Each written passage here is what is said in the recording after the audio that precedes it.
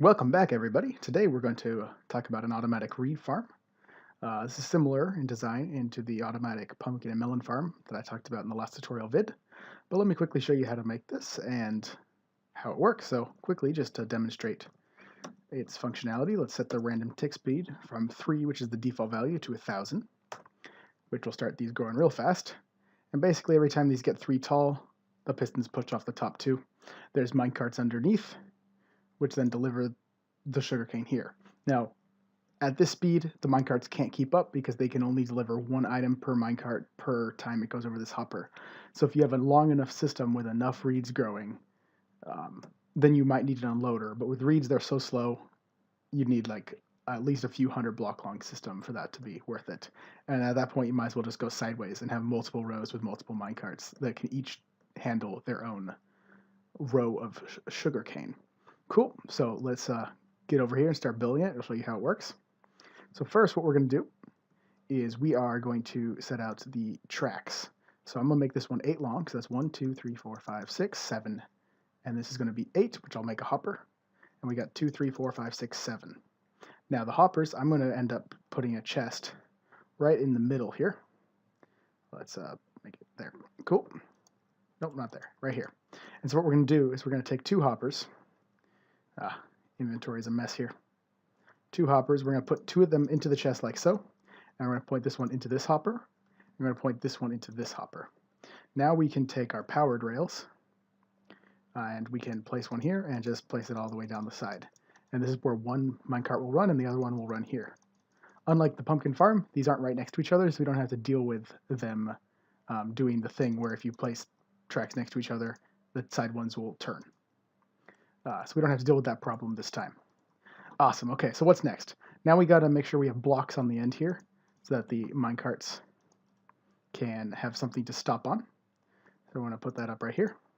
And actually, I'm going to build a little alcove here on the front just so it looks a little nicer.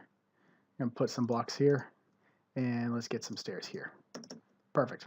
Okay, now we need the dirt that the sugarcane will grow on. So I'm going to place this on top of the tracks like so. Awesome. And we're also going to need water to grow the sugar canes. So I'm going to actually build an additional floor just so we don't have a dark patch underneath this, which could, if you build it properly, be a mob spawning area. And now we'll put a second layer on, like so. And our water will go directly on top of this. So now, if I block off this edge, and actually let me build this out all the way so it just looks a little nicer. Perfect.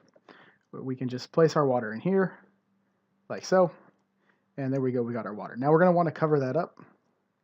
So what I'm going to do is I want some form of light source as well in case we're in a dark area so that we can grow our sugarcane properly. This will be the only light source we need. And I'm going to use the jack-o'-lanterns that you can get from the farm over there that I showed in an earlier tutorial. So we're going to place these like so, and boom, now we have light. Awesome. Okay, so now we're going to place the pistons like this, where if the sugarcane grows here, it will knock off the top 2 layers of sugarcane when it grows to 3 tall. Now here's the key. So if we got some sugarcane right here, let's just grab it, and it grows 3 tall, 1, 2. This is when we want to break it. So we want an observer facing this block. So we're going to place an observer facing down on top of this.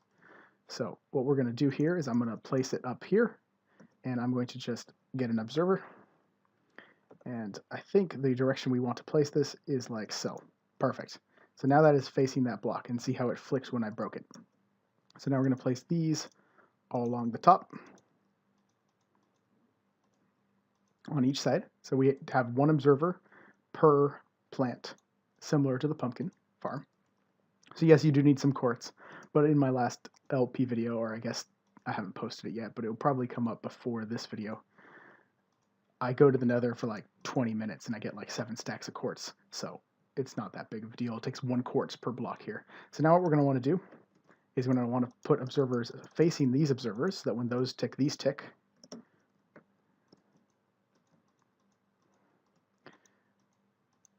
Okay. And lastly, we're going to have observers facing these ones. I believe that is the correct way of doing it. Yes.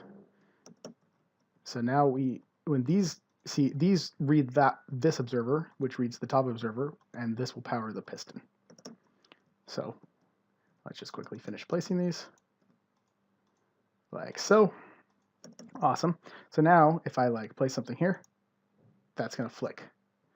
Perfect. And it's going to flick twice in this system every time it breaks something, because it's going to flick when it grows, and then it's going to flick again when it breaks it.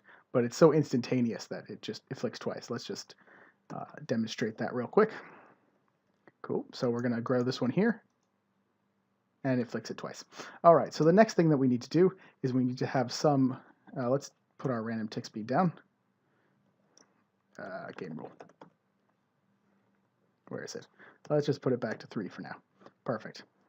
So these, we need to make sure they don't fly off in every direction after they have grown. So we need to put some glass or some other material barrier around them. I like glass because you can see into the system, and I like using orange because I like to use my jack-o'-lanterns a lot.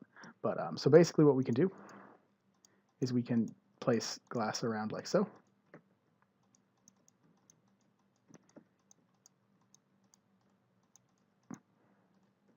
And once you've placed this glass, you do have a fully functional system once you place the hopper minecarts at the bottom.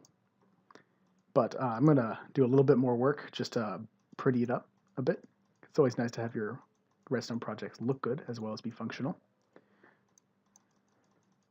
So there we go. And after this layer, these are now fully enclosed. Cool. Now we're going to go here and we're going to get our hopper minecarts. And we're just going to simply place this in the system, and it's going to start going. Because these blocks on the end, it will just go back and forth forever. Awesome. All right, now let's make this look a little better. So I'm going to place those blocks up like so, and I'm not going to have this top layer. And let's place these over here.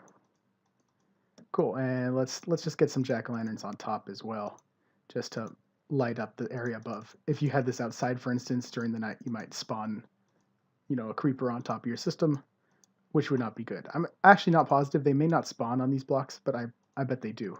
I know they don't spawn on redstone wiring, or at least they didn't used to, but I'm not sure past that. Okay, cool. Let's build around these tracks as well so nothing can come and knock off our minecart. Say some random mob or a skeleton's arrow or something like that. And let's place some glass here so we can see into the system. Make sure they're working fine. Head to the other side. Do the same thing. Let's do a quick time set day. Perfect. And this also hides all the dirt, which, while we need it, doesn't look the best. Okay, now that we've got that set up, we can go back to the top here. I like my stairs. They make everything look better because they're basically smaller than a full block. So I'm going to place some around like so. Get a little nice roof on it, and this can basically be expanded as far that way as you want, this building design. And you can do whatever you want up here, but I just want to cover all of the observers and such. Make that look a little better. So I'm going to put one more layer up here on this roof before I get my top. And we're going to add some upside down stairs as well, just to get a nice little overhang look. Nope, not upside down. Cool. And that, I believe, should do it. Now you've got a nice fully functional system that also looks good. So we can quickly go here, set this value back to 1000. And we can see these should start growing. And then they'll grow up and they'll get taken out. And these guys will, hopefully in a second here, start pouring in the sugarcane. And they can put it in pretty quickly when it's this size. So you can either expand the system out that direction, at which point you'll get sugarcane. You only get one per minecart every time it shows up here. And you can also expand it this way and have multiple parts of this. So I could put an exact copy of this right next to it, just like this. You could even probably share this glass wall between two layers. And then you get a nice design with a bunch of chests. You could probably put hoppers between all the chests, but it's up to whatever you want. But yeah, this is a nice compact way of doing an automatic sugarcane farm. Leave a like and subscribe if you enjoyed, and there'll be more of these tutorials to come.